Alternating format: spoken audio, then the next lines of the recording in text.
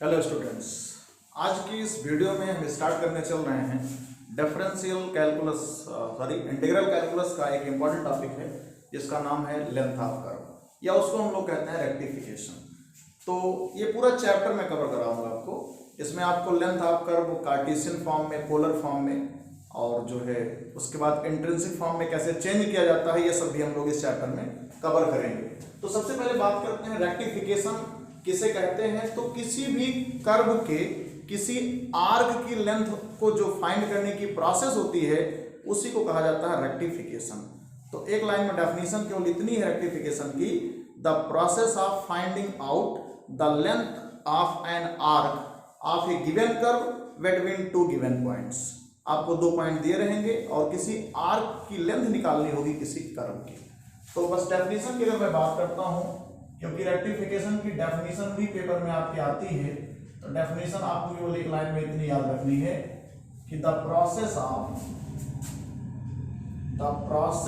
Of finding out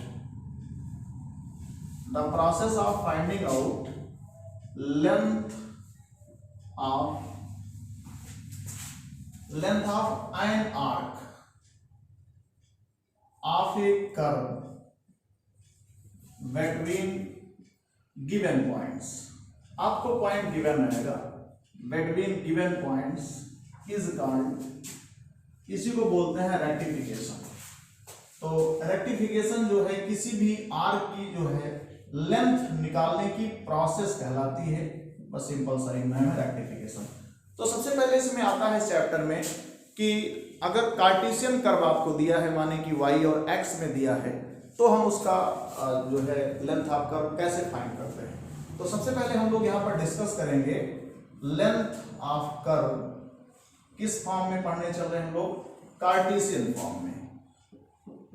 Cartesian form में अगर कोई कर्व है तो उसकी लेंथ हम लोग कैसे फाइंड करते हैं, फर्स्ट ऑफ ऑल हम ये जानते हैं। तो सपोज दैट मान लेते हैं कर्व का जो इक्वेशन है वो y equal to f x है। तो हम लोग डिफरेंशियल कैलकुलस से हम लोगों को पता है कि कर्व के किसी भी पार्ट, जैसे मान लेते हैं कि ये कर्व है और अगर कोई यहाँ पर फिक्स पॉइंट सपोज दैट कि a है और यहाँ पर कोई वेरिएबल पॉइंट p है और यहाँ से यहाँ तक की जो आर्क लेंथ है वो s है, तो हम लोग जानते हैं डेरिवेटिव ऑफ आर्क लेंथ का फार्मूला होता है ds dx equal to under root 1 plus dy dx का होल स्क्वायर। यही होता है ds dx को निकालने का फार्मूला। अब यहीं से हम इस आर्क की लेंथ को भी निकाल सकते हैं। अब सपोज दैट इस पॉइंट पर जो x है वो suppose that x equal to a है और यहाँ जो p है चूंकि वो वेरिएबल पॉइंट है इसलिए वहां पर तो जो उसका एब्सिसा होगा वो x ही लेकर चलेंगे हम लोग। तो यहां से अगर हम इसका इंटीग्रेशन करते हैं तो हमको मिलेगा s इक्वल टू इंटीग्रेशन कहां से कहां तक, a टू x, जहां a फिक्स पॉइंट का एब्सिसा है और x वेरिएबल पॉइंट। बाकी आपका ये अंडर रूट सेम रहेगा 1 प्लस, आप इसको y1 स्क्वायर लिख सकते हैं और आगे आपका dx। तो यही फार्मूला यूज होता है length of arc of A curve निकालने का। अब देखिए जरूरी तो नहीं है कि आपको ये a और वेरिएबल रहे, आपको हो सकता है कि दो पॉइंट गिवन रहे, आपसे कह दे कि x इक्वल टू a से x इक्वल टू b के बीच में लेंथ निकालिए, तो कुछ नया नहीं होने वाला है। इसी फार्मूले में अगर मान लो कि आपसे कहता है कि a से b के बीच में आप आर्क लेंथ निकालिए, तो फार्मूला हो जाएगा s इक्वल टू, बस यहाँ a टू b हो जाएगा और अंडर रूट में 1 प्लस dy dx का स्क्वायर और इसके साथ आपका dx रहेगा। देखिए कभी कभी किसी किसी क्वेश्चन में ये थोड़ा सा भारी पड़ जाता है और उस कंडीशन में हम लोग दूसरा फार्मूला यूज करते हैं। वो फार्मूला लगभग तो जैसे कर्व अगर x equal to f y के फॉर्म में है तभी यूज किया जाता है, लेकिन बहुत जरूरी नहीं होता है। कभी कभी y equal to f x के भी फॉर्म में रहता है तो भी ये फार्मूला थोड़ा भारी पड़ जाता है, तो हम लोग यूज करते हैं s इक्वल टू यहाँ पर a टू b। देखिए फार्मूला मैं लिखता हूँ, आपको समझ में आ जाएगा। तो यहाँ पर बच्चों हो जाता है dx dy का स्क्वायर और यहाँ पर चूंकि dy होता है तो इसलिए आपका ये जो a है और b है ये होता है ऑर्डिनेट। यहाँ पर ये एब्सिसा के बजाय ऑर्डिनेट आप नया नाम दे दो, आप इसको c से d कर लो। तो बस यही इतना दो ही फार्मूले से आपका length of arc of A given curve Cartesian form में इजीली हम लोग कैलकुलेट कर सकते हैं। अब इस पर कुछ क्वेश्चन हम लोग देखते हैं तो चीजें और स्पष्ट हो जाएंगे आपको। तो ये कार्टेशियन का मैं आपको कम से कम 2 से 3 वीडियो में कवर कराऊंगा ताकि आपको अच्छे से इसकी जानकारी हो जाए कि हम लोग कैसे फाइंड करते हैं। एक क्वेश्चन मैं ले रहा हूं और ये बड़ा इंपॉर्टेंट क्वेश्चन है। देखिए इसमें लिखा है, क्वेश्चन ने पहले से ही लिख दिया है कि show that the length of, देखो आपको पॉइंट भी दिया है और कर्व भी दिया है। लेंथ ऑफ कर्व, कर्व का इक्वेशन है y equal to log sec x, ये आपका कर्व दिया है y equal to log sec x। और आगे लिखा है कि between, यहां पर आपको पॉइंट दे रखे हैं between द पॉइंट्स, और पॉइंट्स आपका है x equal to 0 and x equal to pi by 3। और आगे चूंकि ये लेंथ आपको प्रूव करने के लिए दी गई है तो इस करके लिखा है log 2 प्लस रूट 3। काफी इंपॉर्टेंट क्वेश्चन है, बड़ा इजी क्वेश्चन है। देखिए कैसे इसको हम लोग कैलकुलेट करते हैं। ये क्वेश्चन में आप देखिए गिवन दैट में आपको कर्व जो दिया गया है वो है y equal to log sec x। तो सबसे पहले हम लोग कैलकुलेट करेंगे dy dx। तो dy dx log होने के नाते sec x नीचे आ गया और sec x का डिफरेंशिएशन हो गया sec x tan x, cancel हो गया तो कुल मिलाकर आपको मिल गया tan x। अब हम लोग फार्मूला जानते हैं, देयरफॉर रिक्वायर्ड लेंथ, सीधी बात करेंगे कि रिक्वायर्ड लेंथ कितने के इक्वल होगी, इक्वल टू, देखिए लिमिट आपको दे रखी है 0 से पाई बाई 3, तो यहां हो गया 0 टू पाई बाई 3। फार्मूला होता है 1 प्लस dy dx स्क्वायर और dx, यहां से हो जाएगा 0 to pi by 3 under root 1 plus ये हो गया tan स्क्वायर x और dx, और 1 प्लस tan स्क्वायर x यानी कि sec x हो जाएगा, अंडर रूट से बाहर sec x आएगा क्योंकि वो sec स्क्वायर बनेगा और dx।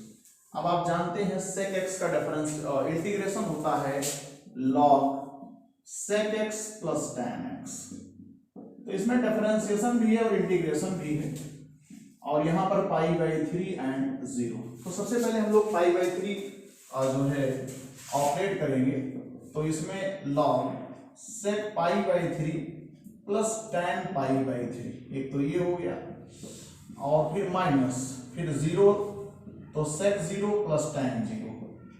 अब इतना आपको आना चाहिए। sec पाई बाई 3 की वैल्यू 2 होती है और tan पाई बाई 3 की रूट 3, और sec 0 का 1, tan 0 0 और log 1 का मान 0। देखो यही इतना प्रूव करा रहा है, तो यही आपका जो है इस कर्व की लेंथ होगी। ऐसे हम लोग कैलकुलेट करते हैं। कुछ क्वेश्चन और भी हम लोग देखेंगे क्योंकि क्वेश्चन 2-3 आपको हम बताएंगे तो आप कुछ क्वेश्चन खुद लगा सकेंगे।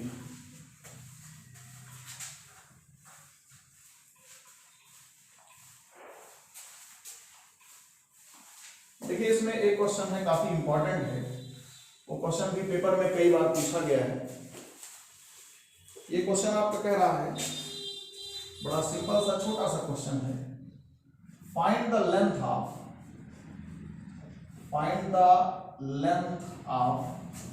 एक कर्व आपको दे रखा है, of curve y equal to log e की power x minus 1 by e की पावर x प्लस 1। आया हुआ सवाल है, कई बार पेपर में पूछा गया है। From x equal to 1 to x equal to 2, ये आपको दिया गया है कि आपको इसे निकालना है। थोड़ा सा कैलकुलेशन होगा इस क्वेश्चन में, लेकिन ये लग जाएगा। देखिए समझते हैं कैसे लगाया जाएगा इस क्वेश्चन को। इसका सोल्यूशन देखिए,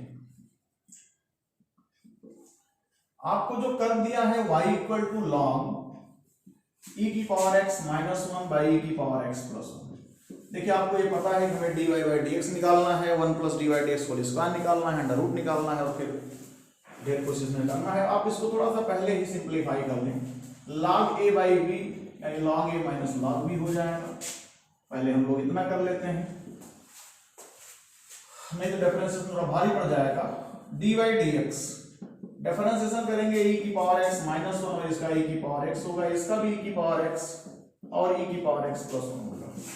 ये यहाँ पर चला जाएगा, e की पावर x कॉमन हो गया, तो e की पावर x प्लस 1 माइनस ये e की पावर x यहाँ भी प्लस हो जाएगा क्योंकि माइनस पहले से है, e की पावर x माइनस 1 और e की पावर x प्लस 1 हो गया, ये इससे कैंसिल हो गया और आपको मिलता है 2e की पावर x। नीचे का बात करें तो a minus B A plus B बन गया, तो ये a square minus B square हो जाएगा, तो इजीली सॉल्व हो गया। अब जो है अगला जो पॉइंट आता है वो ये है कि हम अभी अंडर रूट में नहीं, हम इसको बाहर से ही पहले सॉल्व कर लेते हैं। देयरफॉर हम लोगों को याद करो, हम लोगों को ये सॉल्व करना है, 1 plus D by D X का स्क्वायर सॉल्व करना है।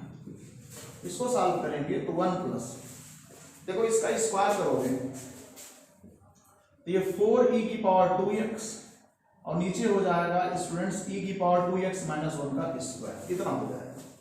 तो आगे हम लोग देखते हैं।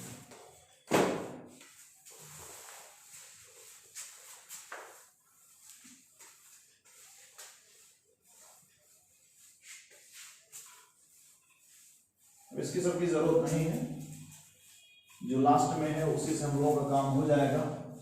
देखो अब यहाँ पे ये e की पावर 2x है, ये पहले ऊपर जाएगा, ये हो जाएगा e की पावर 2x माइनस 1 का स्क्वायर प्लस 4e की पावर 2x बाई e की पावर 2x माइनस 1 का स्क्वायर। अब जानते हैं a माइनस बी के स्क्वायर में 4ab ऐड करेंगे तो a प्लस बी का स्क्वायर हो जाएगा, ये हो गया a प्लस बी का स्क्वायर। ऐसा ऐसे यहाँ पे भी हो गया a माइनस बी का स्क्वायर।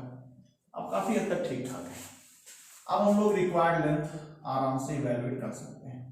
तो रिक्वायर्ड लेंथ कितने को इक्वल होगी, 1 से 2 था और अंडर रूट में 1 plus D Y D X का स्क्वायर के साथ डी एक्स। देखो ये 1 प्लस करके पूरा सॉल्व किया, अंडर रूट लगाओगे तो स्क्वायर अपने आप हट जाएगा, यानी 1 से 2 e की पावर 2x प्लस 1 बाई की power 2x minus 1, under root हट जाएगा और dx आपका है। देखो ऐसे तो इंटीग्रेशन नहीं होगा, यहाँ थोड़ा सा ध्यान देना होगा। अगर हम e की पावर x ऊपर और नीचे दोनों कॉमन ले लें और कॉमन लेकर काट दें e की पावर x, तो e की पावर x ऊपर और e की पावर नहीं है तो माइनस, वही देखो वही नीचे भी बन जाएगा। अब ये इंटीग्रेशन थोड़ा आपको ध्यान रखना पड़ेगा। अब देखो इंटीग्रेशन इजिली हो गया। आप ये डिनोमिनेटर को मानोगे, अगर मान लो t मानते हो तो न्यूमरेटर अपने आप dt इतना इंटू dt dx बराबर dt के आ जाएगा। तो अब उतना करने की जरूरत नहीं, इंटीग्रेशन हम लोग डायरेक्ट कर सकते हैं। इंटीग्रेशन आप इसको डायरेक्ट कर सकते हैं, कितने के बराबर आएगा, log e की पावर x माइनस e की पावर माइनस x। ऐसा किया जा सकता है, नहीं तो आप सब्स्टिट्यूट करोगे फिर लिमिट चेंज होगी। कुल मिलाकर अल्टीमेटली आना तो यही है ना। पहले आप देखो यहाँ पर 2 सब्स्टिट्यूट करोगे तो यहाँ हो जाएगा e स्क्वायर माइनस e की पावर माइनस 2, फिर माइनस 1 करोगे तो e और e माइनस 1 ऐसे हो जाएगा। देखो इसी पर छोड़ सकते हो, लेकिन थोड़ा सा और सॉल्व कर लेते हैं हम लोग। log a minus log b, तो log a बाई b बन जाएगा, ऐसा कुछ होगा।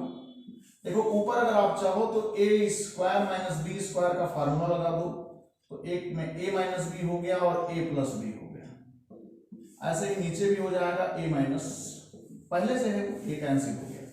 तो कुल मिलाकर के सॉल्व होकर कितना आया है, ये आया log e plus e inverse. बस इससे ज्यादा सॉल्व करने की अब जरूरत नहीं है और होगा भी नहीं। तो यही है इसकी रिक्वायर्ड लेंथ, जो कि बहुत अच्छा सवाल है, इंपॉर्टेंट सवाल आपके लिए है। तो ये क्वेश्चन आप लोगों को समझ में आना चाहिए। तो ठीक है, इसमें इतना ही। बाकी जो है नेक्स्ट वीडियो में कुछ कार्टेशियन के और भी क्वेश्चन मैं सॉल्व कराऊंगा। ठीक है, बहुत बहुत धन्यवाद।